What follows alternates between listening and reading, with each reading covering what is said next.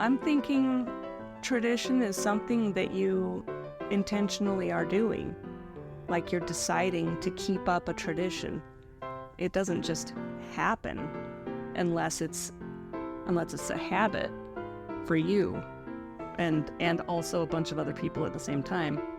Like you could have a tradition of brushing your teeth together with your family every night, and that comes as a collection from the collection of habits that each of you and your family have already of brushing your teeth at night. If you do it together, then it's a tradition, not a habit. And so, but you're deciding to do that. You can accidentally not do it, but you can't you can accidentally do it, but it's not a tradition if you accidentally do it.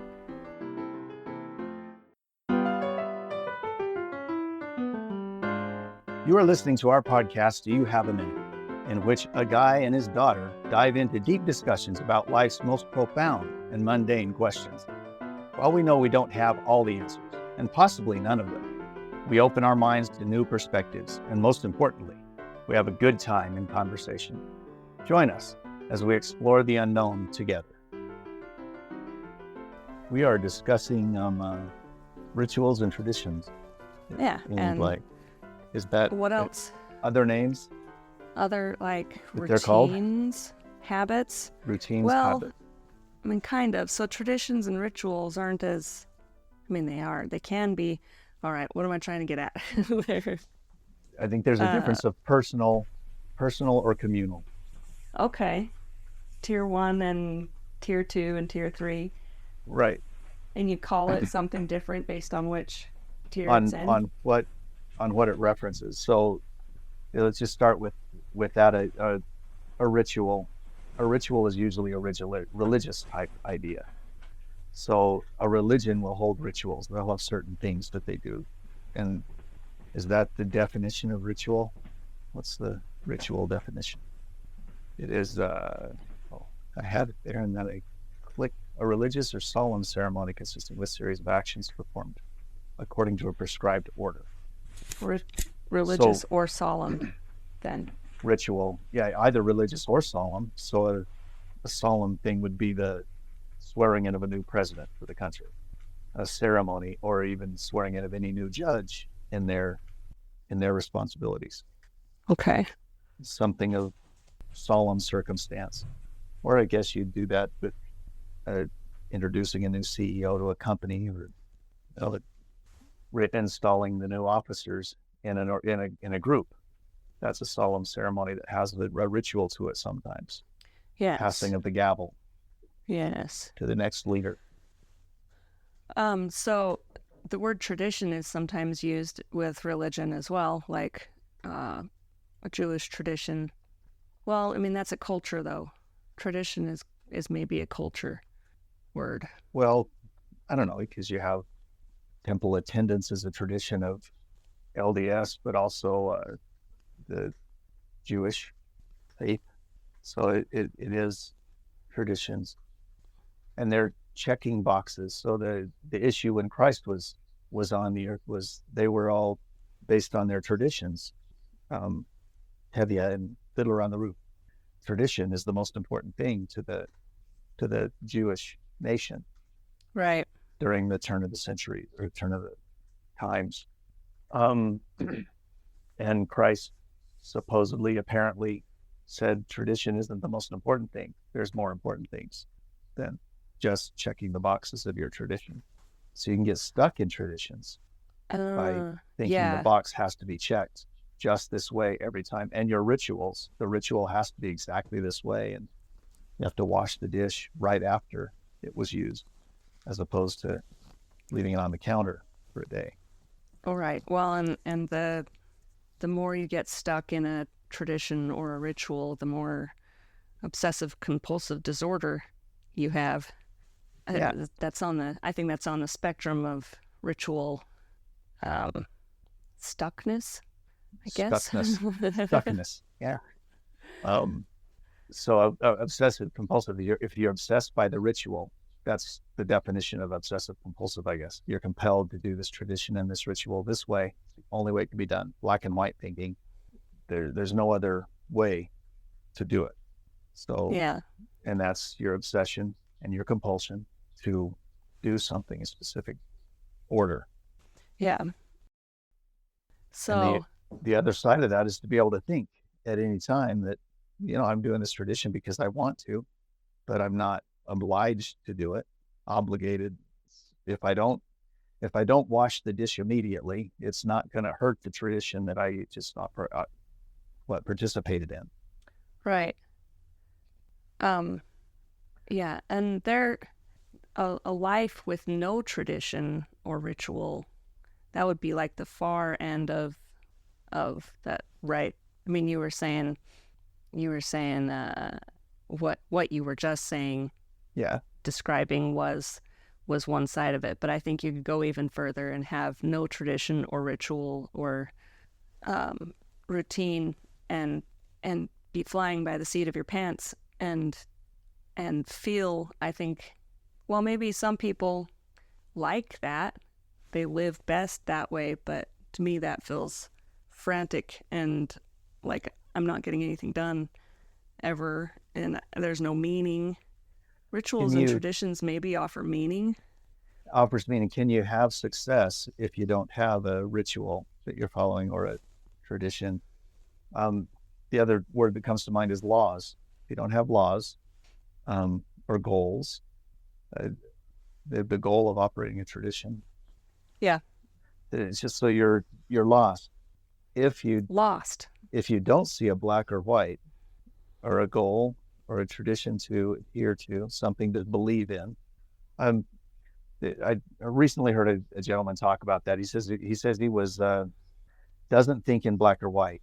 If you ask him a question about what someone thinks, he was relating first to political. Said, the Democrats feel this way about it, the Republicans feel this way about it, but I don't really hold to either of those views, and I'm not going to identify where I sit. He says I don't really sit in either of those camps. I can see both of them, but I'm not identifying that it's black and white. One of those is not my camp. It's just what their camps. So you're sitting above it. So in regard to traditions and rituals, can you sit above the rituals and traditions? Feel like you can participate if you want to, but it's not really you. You're not obsessed by it. Mm-hmm. And should we be looking at traditions and rituals and laws in that way? We'll participate, but it's not mine. Wait, we'll participate still, even though it's not mine? Well, you can choose to believe. His statement is like, you can believe which way you want on that, but I'm not governed by either. Not governed by the tradition. Are we governed by our traditions? Do they inform us who we are and everyone else who we are based on the tradition we follow?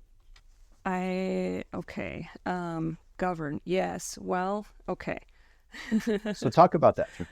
I'm thinking about if you've got traditions and rituals and routines and habits, then you don't have to think anymore. You've decided already. You've decided ahead of time, this is how my life will be.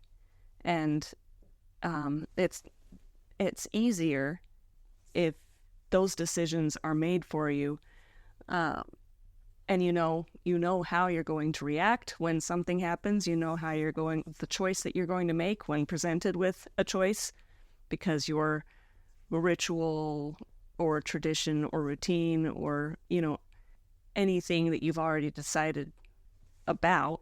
So it's you've decided it, and bring the ritual down to the habit level. If your autonomic system, your muscle memory takes over, you don't have to think about it anymore. It's a tradition. It's a ritual. This is just the way I brush my teeth. It's the way I hold the bat how it goes. when I get up to bat. It's how I hold the bat, or I hold my tennis racket. It just becomes you. So you are identified by that ritual. Yeah, it becomes you, and you are your. And so, like when we're talking about religious rituals, every Sunday you perform these 3 things, or every time you go to bed, this is your ritual. I don't have a lot of experience in many religions, but that I imagine there's a lot of stuff that you could say are rituals that they do frequently because of their belief. Well, it's the Muslim pray 7 times a day and face Mecca when you do it. Yeah. Or And pray at every meal. If you can eat something, pray over the food. right. It's just a ritual. It's a certain type of person that will do that. And when they're in the room with your party, your group, you may defer to that. Say, would you like to pray? Yeah, you bet. Let's start the prayer. It's the most respectful to go with the strictest religion in the room, maybe. Yeah. And sometimes that person will have such a ritual, they'll say, we can't eat yet until we pray, even though it's your house. When we go over to your house and I'm going to make you pray, I'm not going to eat unless you let me pray. Well, we don't generally pray in this house. Well, thanks for inviting me over, but see you tomorrow. I don't know. You can be. It could be. Yeah. That's the people who are, what they say, the religion on their sleeves, that it's everything they operate. You can't say their a identity sentence without having a religious context to it. Right. Do you know anyone like that? Well, yeah, I do. Yeah. A few people in my history, just everything's talked about as a spiritual event. Well, let's pray before we get in the car because we're driving down the road. They'll be praying all the time or continue. Yeah. I had a friend here in town that's all he would talk about. His life was just a spiritual connection to everything. Okay. But like if he visited someone who wasn't religious, would he demand that they have a prayer? Or would he leave if they rejected a prayer? Do you think? I think he wouldn't I know talk we're to talking them about anymore. somebody else, Yeah, but I think they would ostracize the person. So yeah, so you're probably not wouldn't even be friends with them in the first place. Yeah, you're not going right? to be friends. Yeah, if it came up that they happened to meet at the fair, let's say, and they just started talking with a group of people, that person they would break away, and not be part of the group. You said crap, and I don't believe in cuss words. Oh, yeah. So thanks. I'm walking away. So pious people, the piety, they walk around with the piety. They know the right way to live. That's a black and white thinking, though, is wearing your religion on your sleeve. It is, yeah. Not allowing someone else to be them. You're going to say, I know that I'm right. This is the right way to live. And if you don't believe in Jesus Christ, he's the only thing to talk about. Right. Everything relates to Jesus Christ. And it does. You can make it happen that way. But if you live your life that way and it's on your sleeve, you say, before we start this conversation, let's have a quick prayer to make sure that Jesus Christ is with us in this conversation. And that's what they would do with everything. And you can do that, I suppose. Maybe from a religious standpoint, if you truly have a belief that your religion is the way to live, you should live that way. But you have the rights to impose your tradition and rituals on others. Or just refuse to participate with those while you're living your religious life. Yeah, and do you have that right too? Do you have the right to separate yourself from society because of your religious beliefs, your rituals, and your traditions? I think people do have that right. It's just the same as. What was the story? There's a book and it was a movie about a guy that went to Alaska and lived by himself. It doesn't sound familiar.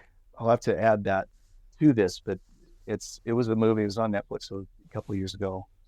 To the Wild or something like that. Out in the wild. So he went up to Alaska, and I think I heard someone describing just that movie and the book that he wrote. A book was written about him because he was eaten by bears. He was up in Alaska. Yeah. He died, but all his writings, his words, his journals were there, and so that's what Into the Wild, I think is what it's called, something like that. Suddenly, I really want to watch this movie. Yeah, but he was up there, and he kept his journal. He was by himself, But he said there, and in his journals, it rolled kind of dark at the end, saying, not having people around me is the worst thing. I can't, you just can't function if you're by yourself. Yeah. And his final words, there was some entries that it just got darker and darker as he was up there by himself, no one to talk to. That those series they do alone, the series on Netflix about people surviving the in the reality wilderness shows. The reality show, 6 months or 3 months or whatever, however long it is, and they go crazy. Sometimes they go crazy. They just have to get back to society. So if it's a ritual that you want to just be yourself, be alone, a hermit, is hermitude a valid ritual? You need other people. Talk about the chemical reactions. I mean, the oxytocin, that is the communal chemical that causes you to want to be around people and feeds it sparks, or it feeds when you are in company with others. So it makes us chemically a communal system. We want to be with other people, and we're benefited by it. So we don't want to be alone. Are you saying that's the purpose of the oxytocin hormone or chemical? That's what I'm saying it is. I think that's what it is. I was going to go back and look in the book again. It's described in 3 chapters in Leaders Eat Last, in that book by Simon Sinek. Oh. I don't have that. So he describes all of that and goes through how it works with leadership and how you're working together. But any number of books, there's a lot of books that talk about the endorphins and dopamine and serotonin and oxytocin, and how they all operate in your brain to give you motivation to continue doing things. And usually that has to do with accomplishing things, following your rituals or your habits or your patterns. The endorphins happen from working on something, or striving long enough that the endorphins kick in, the runner's high. That's what that is. It continues. Let's you say, I've practiced long enough and now it feels good. Okay. Yeah. The dopamine is the pleasure center, feeds you something's exciting to your interesting, or you gain excitement from it. Serotonin is an accomplishment thing. And then oxytocin is a communal, is dealing with others, working with others, right? Sharing of love. Just my general understanding of those things. Yeah. What question was I thinking of that I wanted to ask about that? See, you talk so long that I lose what I was thinking of first. You forget that you're running this conversation. Well, no. Remember that you're running this conversation. The thing was, where did you start? You were talking about alone. Being alone. That rituals. Do you have to have rituals? Yeah. Is it important that you have rituals or traditions? Or, I mean, I keep bringing in habits and routines, but they're not as meaningful as rituals and traditions. That's where we started. Habits and routines are individual. You can't have a community habit, can you? You'd call it a tradition if it's the community. A whole town does this. Absolutely. Like in Whoville, when you're singing around the tree, it's not a habit to sing around the tree. It's tradition, because the whole community does it. Right. But if you had the habit of, if you have the tradition, I guess it could be a tradition, you're decorating your tree. You do that personally or individually. Even if you're just by yourself. What is a habit that's not a tradition? What kind of habits would you say aren't tradition? Like brushing your teeth, or... Yeah, if you had a habit of brushing your teeth every night or just once a week, whatever your habit is, it's your habit. It's not a tradition to brush your teeth just once a week. It's just a habit. I only brush my tooth. I brush my tooth once a week. When does the habit turn into a tradition, or the difference? So brushing teeth is just a habit, or picking your nose. It's just a habit. All right, I'm thinking about you know what I'm thinking about. Yeah, I do. Yeah, I know exactly. You know exactly. I'm right there. The right fiddler there on head. The roof. What were the traditions that Tevye was so concerned about losing? like, I would like to figure out what a tradition really means before I can So determine a where big one do that habits changed, turn into traditions. yeah, the big one that changed in Fiddler on the Roof was selecting your own spouse and being arranged in the marriage. Okay. And So that's not a habit. That's a tradition. that's a tradition. Yeah, it wasn't a habit because she didn't want to love Laser Wolf. Right. That wasn't the thing. And so Tevye had to come up with a dream or a story so his wife and everyone would understand that, yeah, this came from somewhere above us. And that's something. Traditions are supposedly given from a stance ahead of above us, outside of ourselves. We're Something not just bigger. deciding. It's something bigger than us.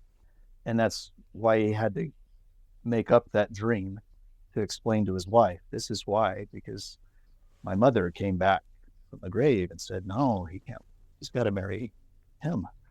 Right. So, it was a lie. Tevye lied to his wife. Right. But was it a good lie? It broke with tradition. In order to break with tradition, you have to have some reason. So maybe that wasn't a good way to do it. But again, we were talking about stories. There's no way you can change that storyline. He couldn't have come up with another way.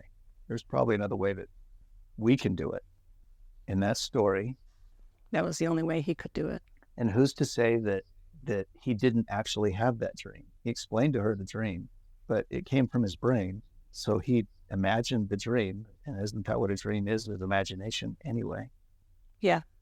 So it was given to him, even if lucidly, a lucid dream. He said that she told me to do this.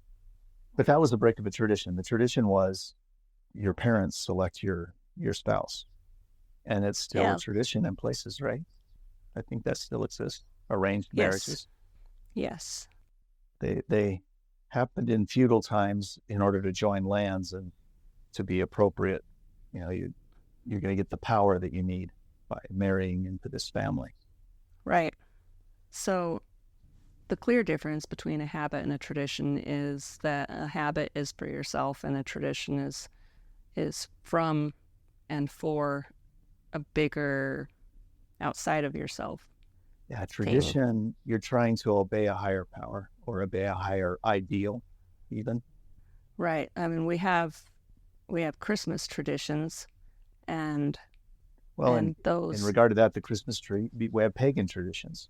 The right. pagan tradition of the Easter basket or the Christmas tree, whatever it represented. When we're participating in those traditions, we're not thinking this is to appease the pagan gods. Like, right. It's evolved into a cultural tradition or a community tradition or a family tradition. Even there, whether it's the pagan guys or Mother Nature, we're just appeasing Mother Nature by honoring the tree, which she created. Right.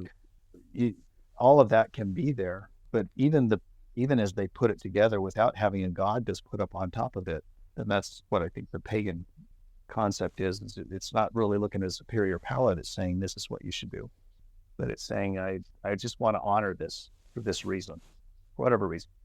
Right. I want to honor this rock. Now it's a tradition that the rocks.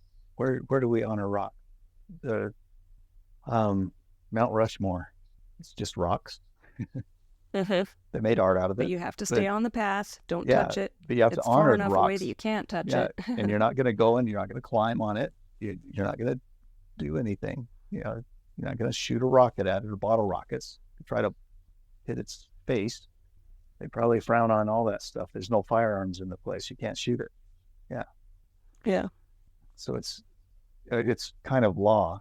Tradition is law. So you can say the law is tradition as well.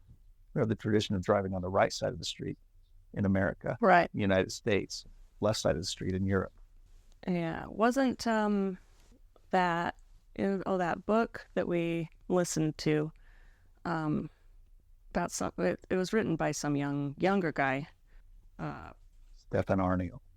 Probably that guy, where he was talking about our laws and our money system and everything are myths, that our entire country have accepted as truth? Myths. Does that sound familiar? Yeah, well, kind of. And it is something he probably would have talked about if it was him. Yeah. But introduce myths to tradition. How do those things coincide? Yeah, so you're talking about pagan traditions or Mother Nature, and that's the idea that somebody imaginary would be pleased by you doing these things. Right. And is that myth? I tried years ago to stop celebrating Christmas the way our culture celebrates Christmas. And I even wrote letters to everyone saying, hey, we're going to switch our focus to Jesus Christ. And this was like during the time when I was trying to figure out what I believed, you know? So it was before I turned agnostic atheist. I was attempting to bring my family back to what Christmas was supposed to mean in the Christian community. And that was one of the most difficult things to get anyone to understand. To consider. Even to consider it is the most difficult thing. Yeah. And everyone goes through that. I believe that everyone who has a Christian belief in Jesus Christ, that he actually was born on a given day, and we're gonna celebrate his birth, not gifts and giving gifts, but that you have to go through that struggle of how does it feel to you? How should we act now? Yeah. And that's. But even if you come up with a different idea of how should we act, it's impossible to change. I mean, it's so difficult. Well, maybe not impossible. You can change tradition. Most tradition difficult. Can change, but it takes everybody. It takes a long time, like evolution. Yeah. It's like an evolutionary change. Something will take thousands of years. And I don't know. Well, like the tradition, we don't have the tradition of gardening anymore. Gardening is just a little thing, but it used to be the base of society. Everyone had to have their farm because that's how you ate. Right. But it wasn't, if it's how you ate, it's not so much a tradition. Like it was your livelihood. But then after you didn't need it anymore, then it was a tradition, right? It evolved into being just a tradition. Well, having the gardens. And I don't know, in that strict word, I'm not sure that that's traditional. Traditional is the way we do it in the Western world as opposed to how they do it in the East or something. Right. A traditional way of having a garden, traditional garden. We'll talk about. You have a greenhouse or do you have a traditional garden? So, mythology, though, I want to talk about that more because if you bring up something as a myth, are all traditions myths in reality? Because I mean, Tevye in Fiddler on the Roof, it was just a myth. He could change it. He had the ability to change it individually in his household. Yeah. And it didn't change it for the community, it changed it for everyone else. But his daughter and her future husband were very happy with the change. So he could do that, and maybe the priest didn't really agree with it, or the rabbi, or whoever was responsible, wouldn't have agreed, but that's what they did. Right. They did it anyway. He was able to change that tradition and he for gave his family. Blessing to it, and that worked. And the whole world was changing around them anyway. They were being kicked out of wherever they were living. So as the world changes, you do change the traditions and the ways of operating. But myths, all traditions are myths. Do you believe that? I believe that all traditions stem from myths. So what is the myth that underlies it? How do you determine, how do you differentiate those? If it's not a myth itself, it just stems from it. Well, are we talking about tradition as a noun or as a verb? Like what I'm saying is, or adjective, whatever the grammar is. Yeah. You know, I tell everybody thinks that I'm a grammar Nazi, but turns out I don't know a lot. I have no idea what I'm really saying, but I'm trying to figure it out. Traditional. I know nouns and verbs. You can't tradition something. You can have a traditional something, but you can't tradition something. So Yeah, it can't okay. be a verb. So you have there you can think about traditions in a couple of different ways. And one way, I suppose, would fit in the myth and story kind of category. But then there's like this, it's like a tradition is something you do. That's just even further, like that's below the myth and story tradition. That's like, Well, what we said, a tradition has to be a larger group. Has to be a larger group right. that does it. One Well, I'm not individual. saying it's closer. It's like, let me see if I can come up with an example. Yeah, So that's what we have to do. And where thinking is the about myth? Thanksgiving, the tradition of Thanksgiving dinner, the Okay. story is the tradition started with this one big pilgrim event, which I doubt that that's actually like how they depict it in elementary school. That's probably not how it worked. Right. You know, so that tradition started when that story was being told. Like it didn't start with the event itself. It started as they told the story, I think. Yeah, and it might not have come into play for hundreds of years, 100 years, 50 years, Yeah. or 20 years And later. we didn't look this up, so we don't know By for telling sure. it, But yeah, that's we don't. Yeah, that's fine. yeah. Thanksgiving dinner is something that most everyone does now. Now it has a In meaning. It has a tradition in today's society based on the stories that have been told about it. yeah, And so there's all kinds of new stories. I mean, you could find something new. right. But the So tradition, it wasn't started on the basis that they said, let's start a new tradition when the Indians and the Pilgrims got together. They just said, we just harvested our corn and I can cook that. You got some fish there. Let's just get together and let's kill that turkey. So it doesn't, it was just a dinner for them, right. a harvest meal. We have a harvest celebrations too. And that kind of just rolled into Thanksgiving. Yeah. And so I don't think a tradition is the story. I think there's a story and you get traditions from the story. The tradition develops in consciousness of the people hearing the story. How about that? Yeah. So are there new traditions that are coming up? Like for whole communities, not just families. Well, in relation to technologies, we've got technology coming up. We've got a Minecraft tradition, right? Almost everyone would Okay. know what Say, Minecraft is. well, we don't have a Minecraft tradition. Okay, what would you call it?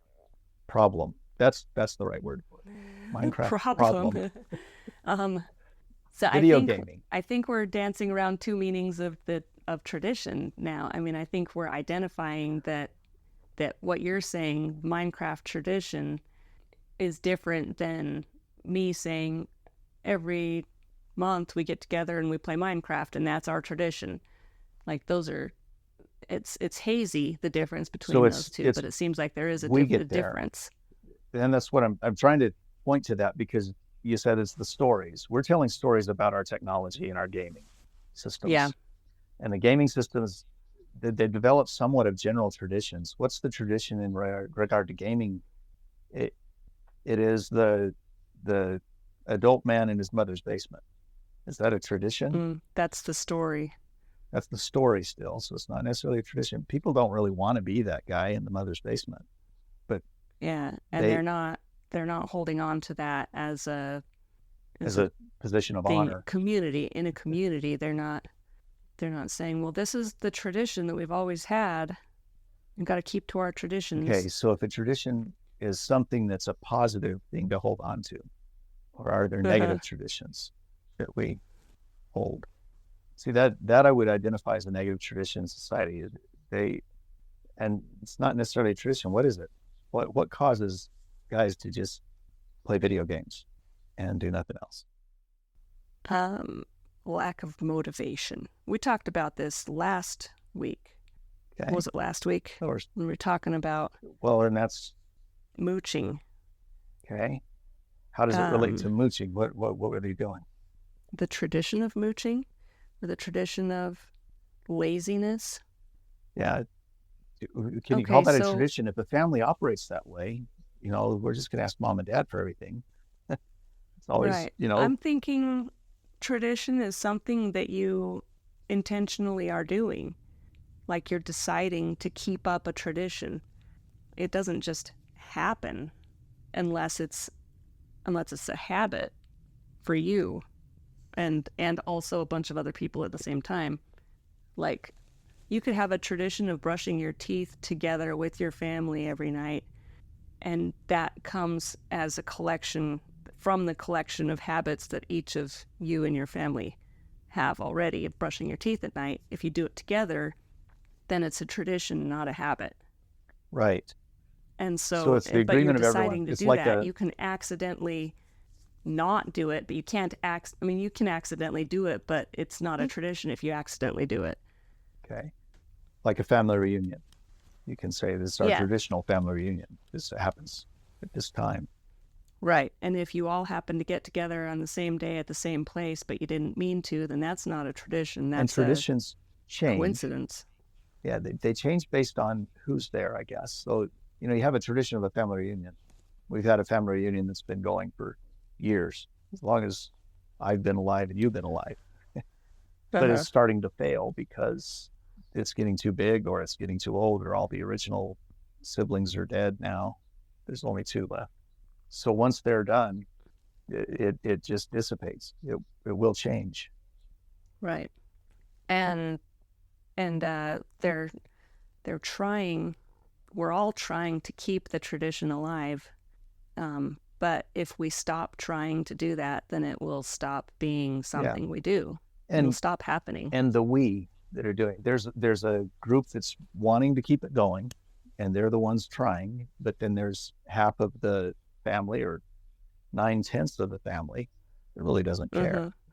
Yeah, So because they get together with their smaller yeah, groups, their closer and relations there is a anyway. time, I mean, that family reunion when it started with mom and dad up at the top that died first, they probably started it because they wanted their family around them instead of their grandparents. Let's just bring Right, the family around me and my 14 kids. right. So sometime they do that and say, okay, now we're not going to be part of the other reunion anymore. Or we'll still go, Yeah, but and we're maybe not they going to were push for it. a little while, Yeah, but we're that not going has to push that. disappeared long ago. Yeah, we're going to keep this one going. And when you're there, the tradition operates. So traditions are fleeting. They're cyclical. They can cycle as well. Um, Cycle, like you can have one type of tradition. It depends on who it's connected to, I guess. If the tradition of Christmas, let's say, is connected to God and Jesus Christ, if you decide that you no longer follow Jesus Christ or that there is no longer a God in the world you're in, you probably won't participate in Christmas.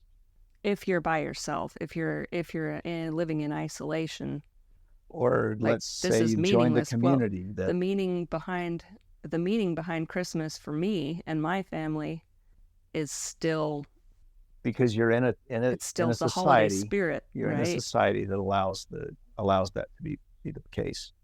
Right. If you Um, had a whole community that decided yeah. we are all Or if anti you're Jesus Christ, yeah, they wouldn't maybe decorate the they would town. probably come up with another tradition, a replacement tradition, and it might be a winter solstice thing instead of a Christmas Right. thing. And there's people that talk Um, about that. yeah, That they'll participate, and if someone gives them a gift, they'll say, "Okay, I'll accept your gift. That's fine. Thanks." I don't know, but I'm right. not going to give anything. I'm not obligated. Or Yeah, you'll have a ritual.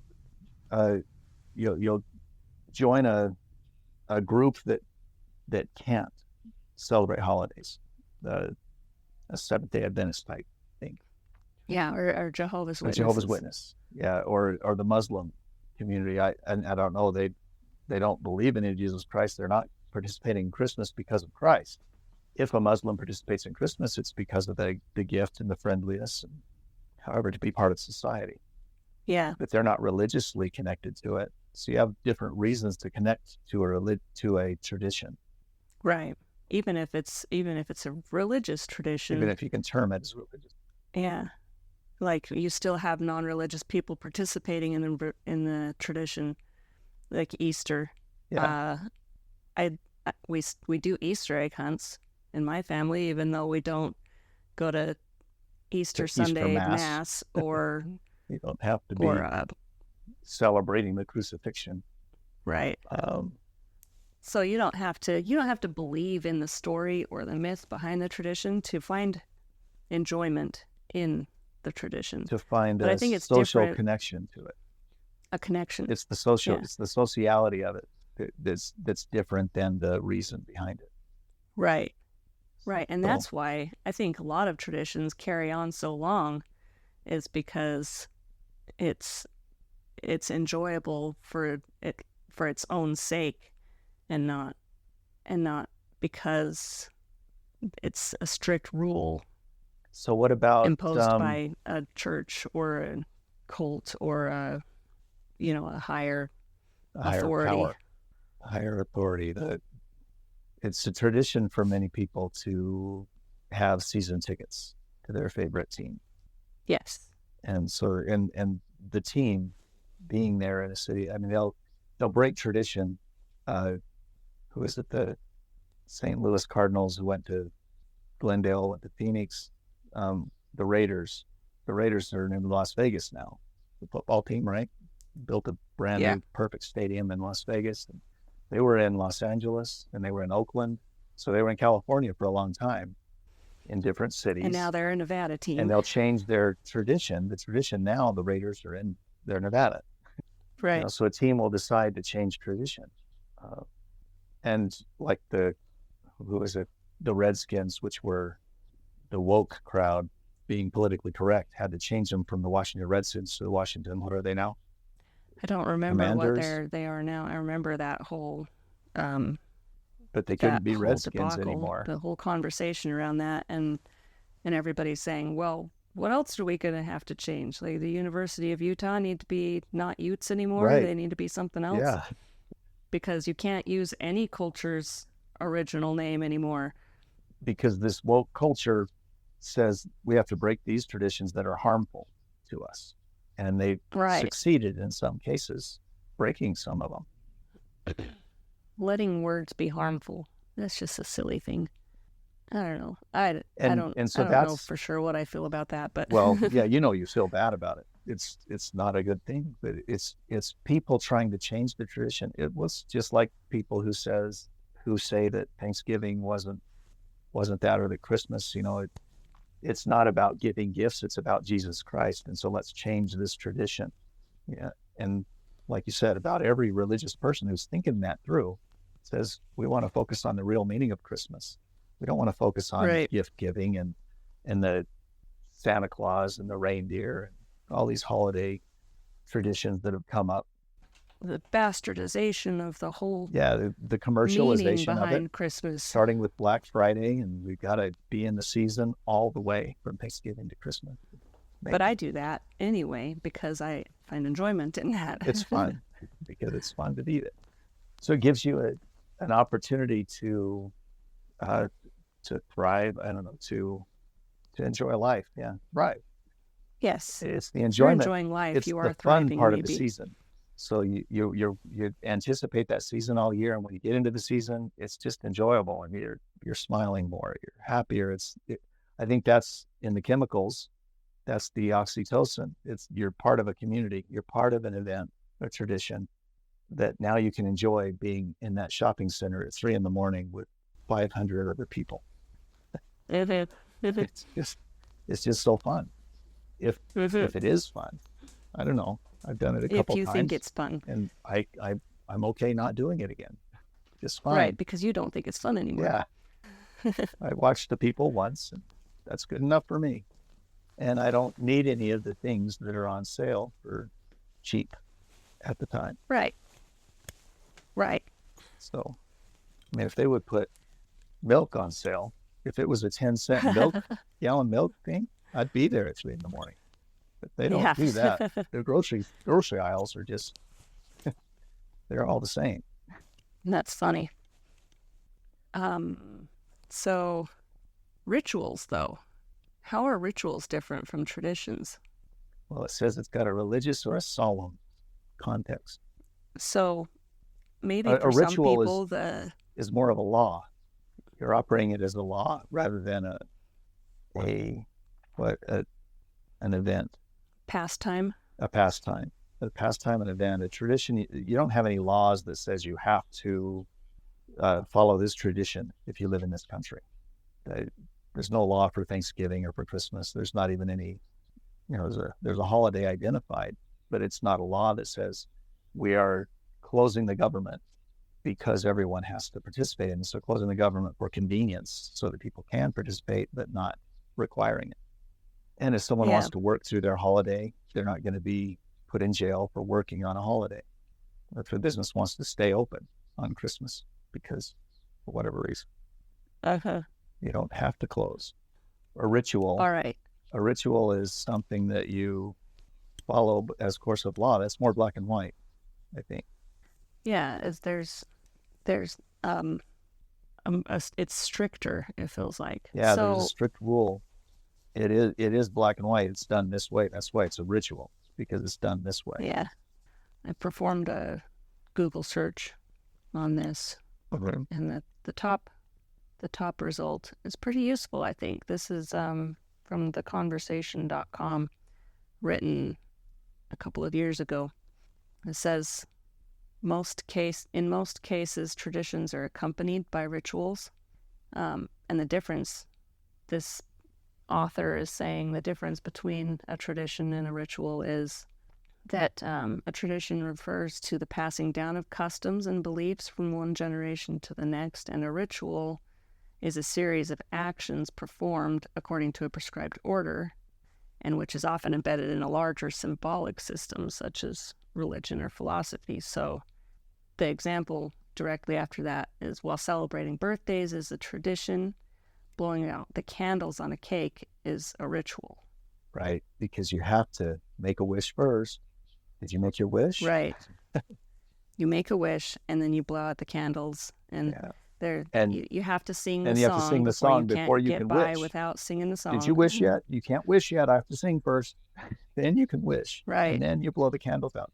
And you can only use one breath. And if you use two breaths, then your wish is out the window. Right. Right. And so, similarly, while getting married is a tradition, exchanging vows is a ritual within that tradition. And you can have different rituals depending on the what ritual your of the beliefs are. Of the dance with the mother and the father. Right. And maybe you are in a religion where you have to break a glass between you, or you wrap a ribbon around your hands, and that's a symbolic of something. That's a ritual. Rituals can be a one-time thing, I suppose. I was thinking at first that maybe rituals they're generally more frequent. They happen more frequently than traditions or something, but like you can have a once-in-a-lifetime ritual that, just happens once. I don't know. I don't think it can be a ritual if it's just once in a lifetime. It has to be hopefully procedural thing. Ideally, when you get married, you only get married once, and you break the glass between you once, and then that's the only time you ever do it in your whole life. Okay, that's the only time you participate in that ritual. Yeah, as an individual. It's happening all the time for your community, but it's a once-in-a-lifetime event for you. Yeah, so and that's like the ritual of baptism. You're baptized once. Yeah. If it sits and that's the way you're done, you're baptized once. You could join 7 different churches that all have their baptisms. You could be baptized 7 times. There's nothing wrong with that either. But it's once inside that ritual system.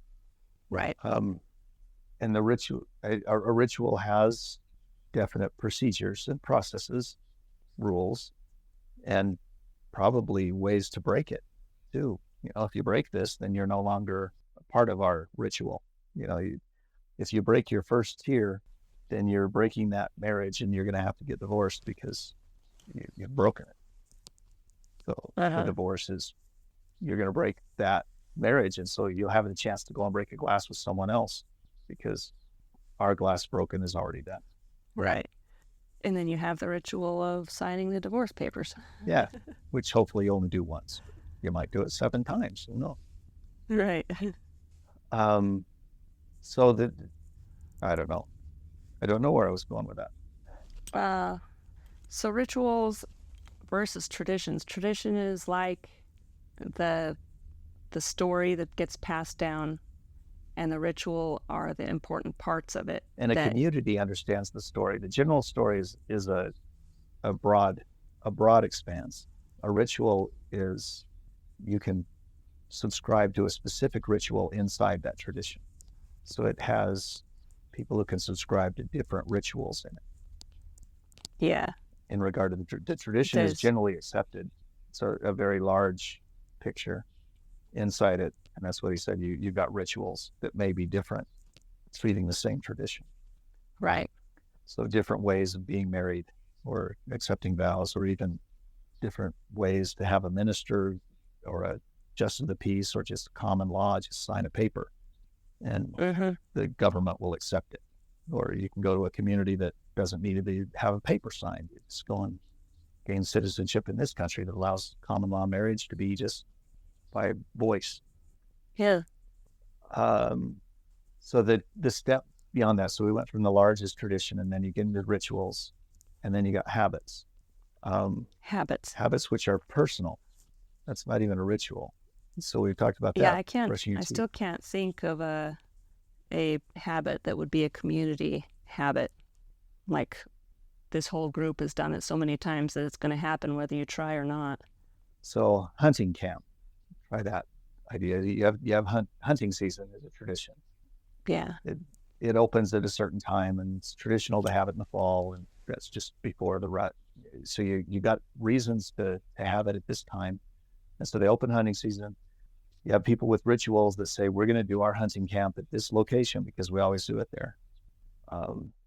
And maybe inside that ritual, I don't know if it's a habit. I've heard of the bean pot at a hunting camp, and they just cook the beans, and you add no more beans to it, add more meat to it, but it's always on the stove, always cooking. Yeah. Yeah. And you're eating out of it, and then you just add more to it and let it continue to cook. Right. And I don't know, I've never participated in a pot like that, a potluck like that, but I've heard about it, and the beans are just always on the stove. They're always cooking. So is that a habit, or is that another ritual? The beans is just a non-written ritual. The way you eat, the way you do your meals when you're in a ritualistic camp. Yeah. The bean pot would be, it wouldn't be a ritual. It would be a tradition, I think. It's a traditional bean dinner. That's how we do that. Or a habit. See, the habit, it depends on what's the difference between a habit and a tradition? Because personal traditions, it's just a tradition. I always stop up my full plate with the bread when I'm done. It's just a habit, but you traditionally do that, using your bread to wipe the plate when you're done so that you don't have to wash so much off of it. There's reasons you're doing it. Muscle memory, because we talked about muscle memory, that you get your habits into an autonomic nervous system response. Is it a tradition, or when does it turn into just a response, a reaction? This is how I have a habit of needing to go to the bathroom every time I go to work. I walk through the doors, and then I'm like, all right, I have to pee. Yep, that's the first place I go when I get to the office is the bathroom, or when I get home. When you get back home, the first place you go is to the bathroom. Right. And it's not that you are saying, I walk in the door and I go. It's my body is saying, guess where you are. Yeah. So it's a habit. It's been engendered in you from doing it so much. Here's the change in the environment. So when the environment changes, your body feels like releasing. So let's go to visit the bathroom first as soon as you get home. Yeah. That's an interesting phenomenon that my bladder, my brain, your brain knows, is making that connection and sending the signal automatically. And it's an autonomic thing. It's not something that you're thinking about. You say, when I get home, what am I going to do first? I'm going to go to the bathroom. Even going to if consciously go to the bathroom. even if I have to rush into doing Yeah, something you're else when I thinking get to work, everything else. I've got then these I'm 7 doing things that to do. having to pee. Like, Yeah. Say, but autonomically, habitually, I'm going to visit the bathroom first. And I'm yeah, not going to read the magazine this time because I got other things to do. So this time I'm just going well, to yeah. take care But of what the I'm saying is task sometimes and be gone. I don't have time to hit the bathroom first. I have to do something else first. And while I'm doing that, it's so much harder because I haven't If been you're to the bathroom required yet. to bring the milk in first and put it in the refrigerator or whatever, Right. there's something has to be done before the bathroom. It's not comfortable then. Yeah. Not comfortable. But so Um, that I think defines a habit. Is that a habit as opposed to a tradition? It's not necessarily a tradition that you're doing it because you're being habitually directed to do right. Further down in this article that we're that you definitely read. going to have to put in the show notes. Okay. It says, rituals aren't just in grand gestures. Some rituals are so embedded into our everyday lives we no longer recognize them. Like the particular way someone makes their tea or coffee in the morning is a ritual they enact daily. Like making coffee in the morning is a habit, but the way you do it is the ritual. And so needing to go to the bathroom when I get to work is a habit, but if I always go to one restroom and not any of the other 100 that are in the building, and I always use that one stall, and I always get the toilet paper in a certain way, those are rituals embedded into the habit of going to the bathroom when I get to work. There's rituals within habits on how you accomplish the habit that you have. Yeah. So ritual is just how you do something. It's just the process by which you do it. The process. Yeah, it's a process. And sometimes the process is driven by your personal preferences, or sometimes the process is driven by your religious Sometimes it's dictated laws. to you. A process you learned. Sometimes the process you learned from the society or the law, or it's a process that you develop yourself. Or like laws, how I follow the laws of driving is my ritualistic way of doing it. It's different than anyone else does. Yeah. How I choose to stay on the right side of the road or keep from running into cars is different how everyone else keeps from running into cars. And you do it the same every time you drive. My own ritual.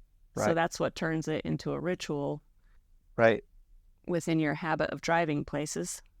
So it's a habit or a ritual. The habit is a habit, something that's done anyway. I mean, if a cat runs across the road in front of you and you're driving, you either have the habit of slamming on your brakes and trying to steer away from it, or speeding up. So one of those habits. Yeah, it's what are come you out. naturally going to do? Yeah. Without thought. What's the thing that you're spurred to do? And that's not a tradition. It might be a tradition, might be a habit. I think it's just a habit. It's where you happen to head. Right. Or people that use their horn. Yeah. Instead of their brakes. Yeah, the habit of trying to alert habit other of people, honking. Or just taking care of your own self. Right. Yeah, I don't think I've ever sounded my horn. It's a difficult thing to do if you're of a certain personality where you don't want to bother anyone else. And then there's people that use it all the time. You hear horns. Right. And they just think it's a friendly thing. Yeah. They use it to communicate. Yeah. So you asked earlier if rituals or traditions are necessary. Right. Are they as part of our communal sociality? Is it necessary? Yeah. Is it what if I was a storyteller, I would say something like traditions and rituals are the threads that weave together society in the fabric of life or something. Okay. So that's what keeps us together. Think of your neighbors. You know? In a neighborhood. Is the tradition necessary in a neighborhood? when someone puts up their Christmas lights, everyone knows, well, now it's Christmas, and there's a zealot. They've got their Christmas lights up first in our neighborhood. And Right. so you may choose to participate. And oxytocin, the way that works, just the fact that you saw their Christmas lights gives you a little feeling, a spur, if it's something that you want to do. So if it's a tradition that you agree with, and you hear the story or you see something, some move towards that, then you get a good feeling about that. Yeah. I think there are some communities where Christmas lights are a tradition, and that's important to their community. If It becomes important to everyone well, in the neighborhood. A neighborhood will say, we are the Christmas neighborhood of this town. yeah, and if they stopped that tradition, then they would find that they're not as close to each other as they used to be.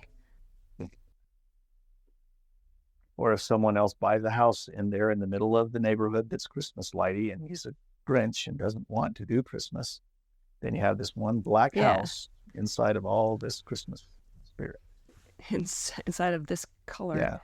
Yeah, and that's kind of happening with trick-or-treating now. It used to be a big thing, and now there's more trunk-or-treats that people are choosing to do instead. Yeah. And then they just turn off their lights, and now you've got like 10 or 15 houses in between each house you can hit with trick-or-treating. And, that's one of those, trick-or-treating's been a tradition, but for all of my life growing up and yours, we chose not to participate. Yeah. And I liked... But we had a replacement tradition. Which was? For a few years. Which was we would go down and we'd turn off all the lights and go down into the basement and watch movies and eat Halloween candy. Okay. So that was one of them.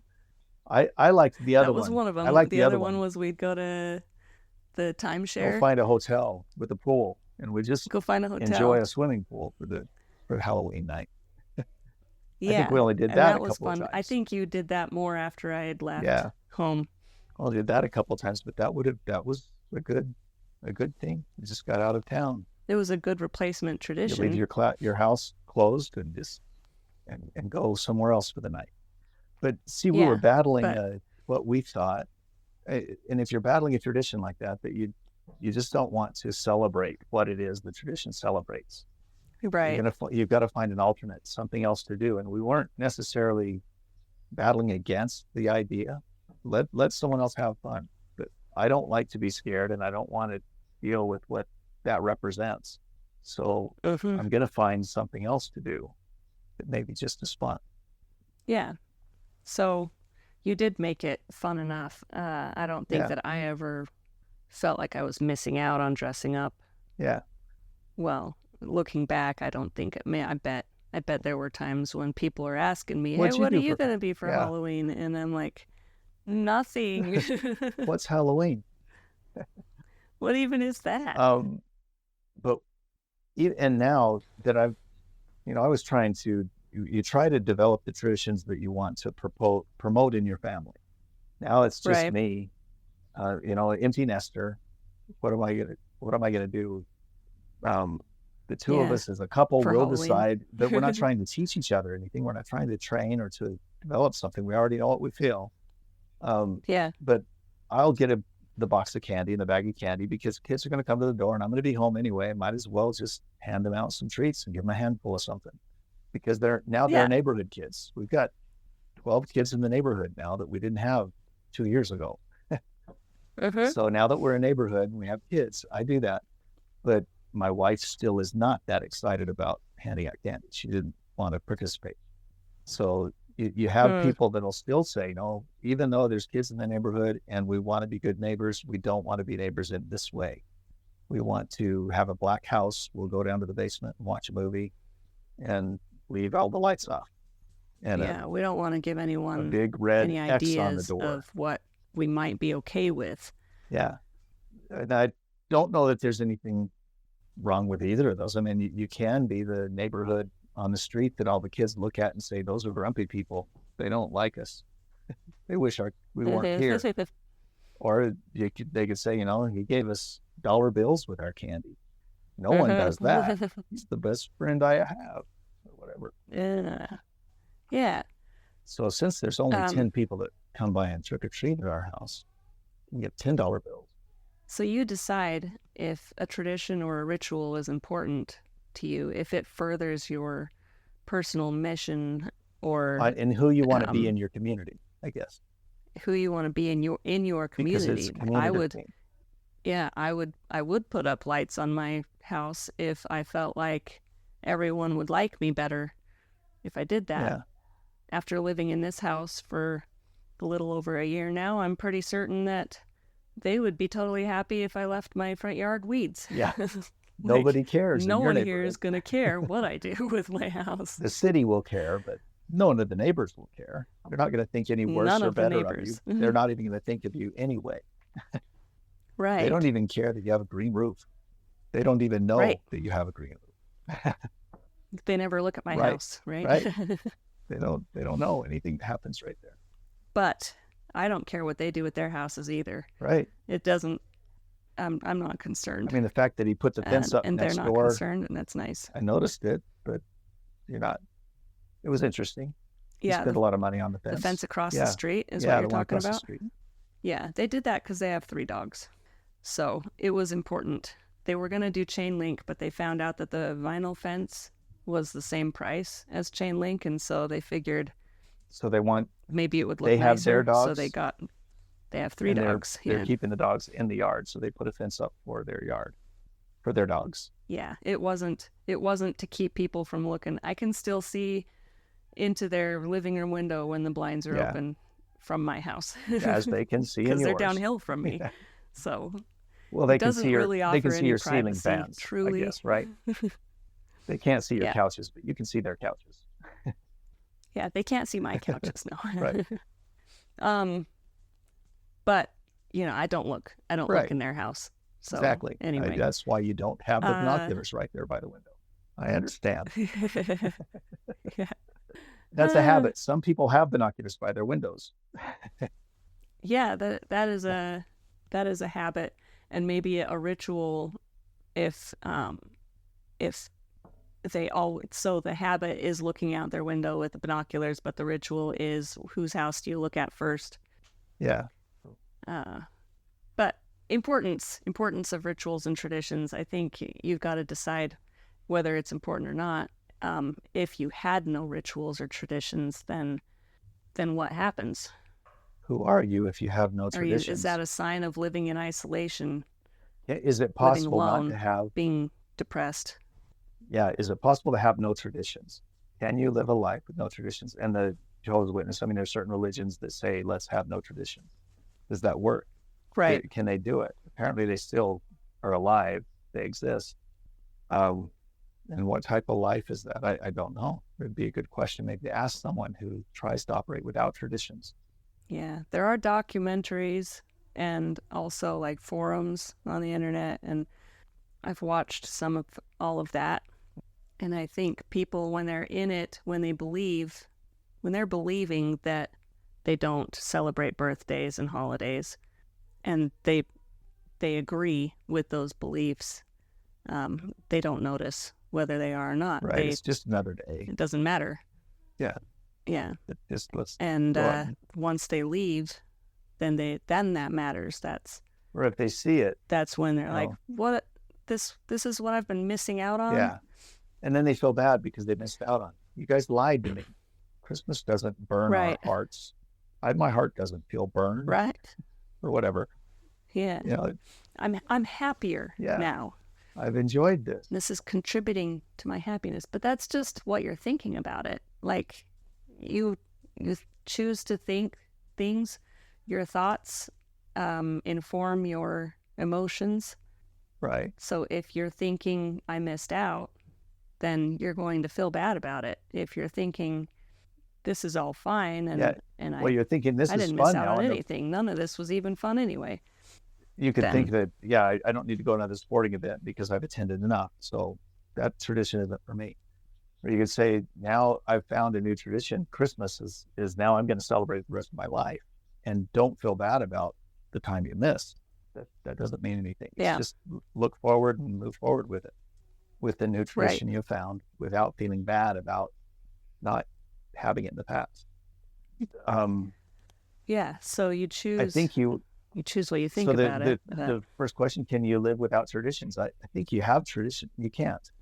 I mean, the tradition of You not, think it's just a part of being yeah, the alive? tradition of not having a tradition is a tradition. The belief of having no belief is a belief. Faith, Okay. you can't live without faith. You can say, I have faith in God, or I have faith in no God. You're still demonstrating your faith. So you're Yeah. demonstrating a tradition. We have a tradition of not celebrating Kwanzaa. Still a tradition. Yeah, that's like saying I have a habit of not picking my nose. Yeah. Or of not braiding my hair. That's, Yeah. but it's habitual. I habitually don't braid my hair. It's not long enough to braid. All the time. Yeah. So traditions just are. But Rituals just probably are as well, well. they are. Traditions aren't just are. No, traditions are They aren't. selected, and they're a larger group. They're generally accepted. Well, yeah, and now I'm remembering something I said earlier was that a tradition carries on because someone is making it carry on. It can fizzle Because out. they care for it. It's cared for. The story continues to be told. Santa Claus is always going to exist. It would be possible, and probably societies have canceled Santa Claus.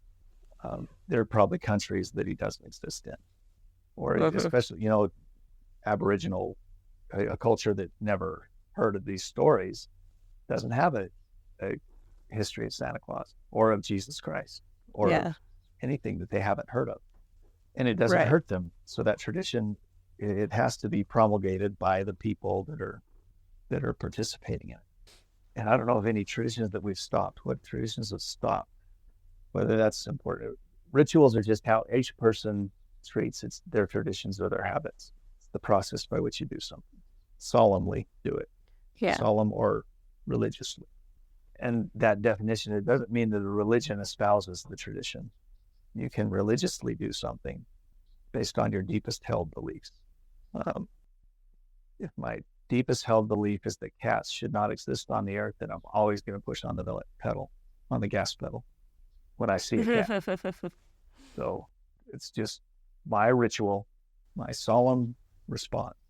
All the neighborhood kids, for just as an aside, believe that I kill cats. Every cat I see, I kill them, because I've been asked 3 times in the last 2 weeks. There's little kittens around. Dean, don't kill my cats. You're not going to kill these cats, are you? So they don't talk to me about anything else, but they said, don't kill these cats, okay? Did you tell one person? Probably. Well, I'm sure I told them that there were kittens are out here all the time. And when they moved into the neighborhood, I told probably one person that I found one and I killed the mama cat and I killed all the baby cats. So now that story's out. I'm the guy that killed the cats once. And since I killed the cats once, I'm going to kill every cat I see. Yeah. I did tell him that I eliminated cats out of my backyard at one point. Are you going to kill the cats? No, because the kids asked me to not kill them. No. They asked you not to. And so we will see what the result of that is. If I killed the cats, we would still have a relatively cat-free environment. Now that there are 6 new kittens growing up, chances are that some of them are going to live through the winter, and we'll have a lot of cats next. The responsible thing to do would be to catch them all and have them fixed. Well, if we wanted to identify which cats, but the cats get killed on the road all the time too. I'm trusting that the winter and the foxes and the roads are going to take care of the cats. I believe nature will take care of the natural selection of time. They'll either die of the cold because no one's feeding them. I'm not going to feed them. If the neighbors want to feed them, then they'll know where to go for food, and they can become a cat that hangs around their house. Yeah. So, and that's fine. I mean, cats, I'm not allergic to them. They don't hurt me. They don't kill me. They won't bite me. So it's just a nuisance that they're out there with the squirrels. They're challenging the squirrels for my attention. The squirrel, a cat. So Yeah. Yeah, so I'm okay with. Well, what more is there to say? I have 15 minutes. Okay, we determined. So, I'm thinking everyone has a tradition. Everyone has a ritual. You can't do anything without developing a ritual for it. It's impossible for you to do the same thing 3 times in a row without developing a ritual. How about that? mhm. So you always develop a ritual just by numbering Yeah. something. Say number 1, number 2, number 3. You're either putting your fingers up first from the index finger, or you're using your pinky first and your ring finger, then your middle finger. So you develop a And ritual. it's not likely that you do it a different way Yeah, every you, single you time don't you do do it a it. different way every time, unless you're trying to communicate specially and you put your first finger up first, right? Yeah. Communicating from Top Gun. Well, what were you doing that close to the leg? Right. Well, communicating. Okay. So you can, it'd be hard to try to do it a different way every time. But if you do something, it's just like how you sit down in your chair or you get into your car. There's an autonomic way that you sit in your car and you don't think about it. But if you try to watch how you get in your car next time. It's hard to Uh-huh. do if you try to think about it. It's really easy. You never hit anything, but if you try to think about how you're going to get in the car, you'll hit your head almost every time. Yeah. Okay. So test that out. The rituals are built to keep us safe too. Okay. So in your That's habits, an interesting thought. you're going to see things that you don't really consciously see, and you'll duck or you'll move around it. Yeah.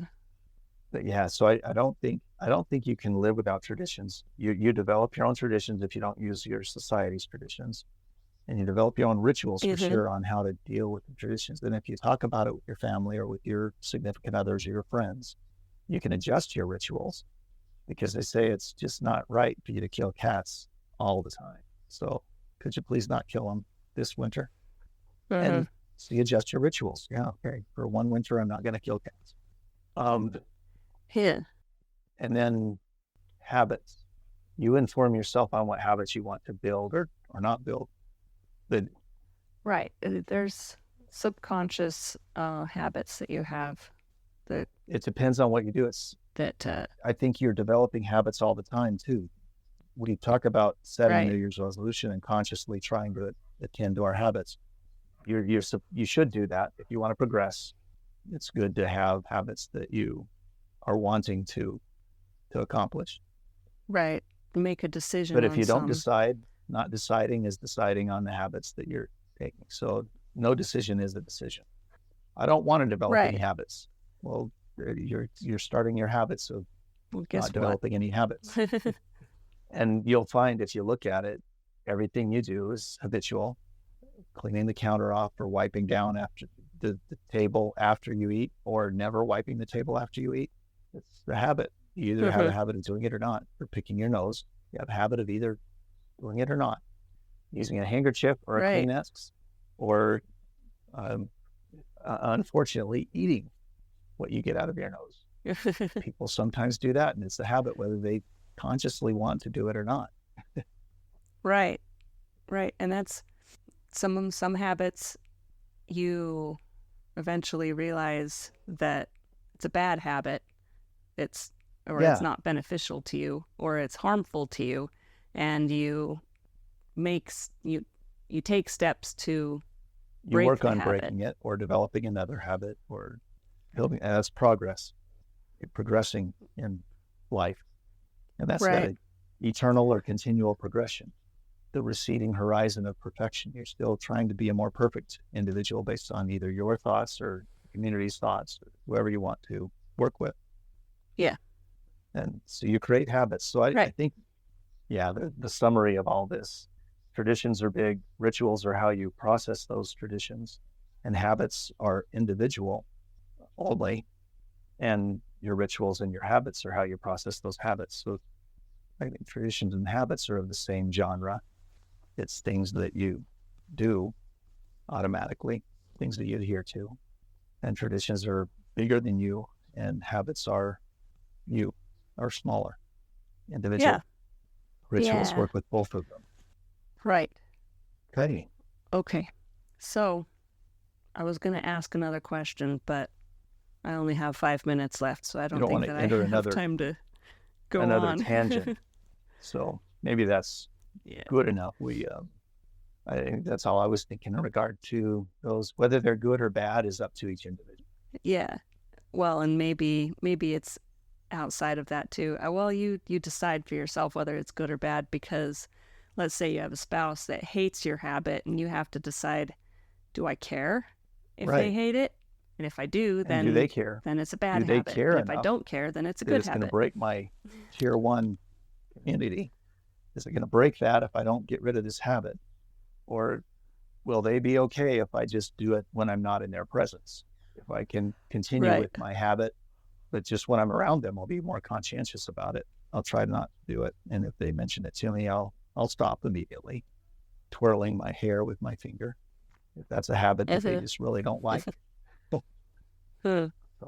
Yeah. or snapping my fingers. I don't know. Habits Or Habits whistling. are everything. Yeah, just whistling while you work. We're all built of habits. So I think you can't exist without them. That's Without them either. Yeah. that's what we came with. And the body automatically does it. You don't have a choice. You can't say, I'm not going to operate on any habits today. And That would be so difficult. in 10 seconds, you will have accomplished 12 habits. I mean, just take a step. It's a habit how you step. Your breathing is a habit. The way you put your tongue when you breathe. There's habits everywhere. And if you just try to think of what am I doing now, that's what meditation is for. Meditation is saying, be aware of where you are and what you're doing. If you try to meditate, you'll find all kinds of things that you're doing that you had no idea. Right. So Interesting. Meditation. That's another thing. we That's might another talk about thing to talk meditation at about. some point. If you meditate, Yeah. you'll realize that you are a habitual person. You are a habit. And they call that Yeah. the habit that the nuns wear. Why is that called a habit? They're I don't don't know. know why that's called a habit. I don't know. That's another definition of it. I heard that. Maybe it has nothing to With do with actual what we habits, were just right. talking about. It's just a word they decided to use. They had to use it for a reason. Maybe it's to remind them that they have no habits. They are married to Christ. Interesting. It reminds you Could that be. you're That'd be interesting to look nobody. Yeah. Okay. Well, that's a homework assignment for some other time up. Is to learn to see what. where that word Yeah. came from. And that'll open up all kinds of new avenues of conversation and discussion. Yeah, I think So. so. All right. Because clothing is a part of ritual anyway. Yeah. What you wear, and it's part of tradition. it's- What you wear is part of tradition, and it can be part of And your it's a habit rituals too. and It's a ritual. part of your habits. You're wearing plaid Yeah. or you're wearing t-shirts, or you say, I'll never wear a t-shirt. Yeah, And it's jeans, or it's stretchy pants, or it's pajama bottoms. right. And Yeah. you have what you have, yoga pants. So, Okay. Alrighty. This was a fun topic to visit, and I'm gonna think about it more. of course, It's just how it's gonna go. we'll have to see how this works. Thank you for tuning into our podcast. We appreciate you taking time to listen. We'd love to hear your feedback and thoughts. Please continue the conversation with us at doyouhaveaminuteconversations@gmail.com. Your participation means the world to us, and we look forward to sharing more exciting conversations with you in the future.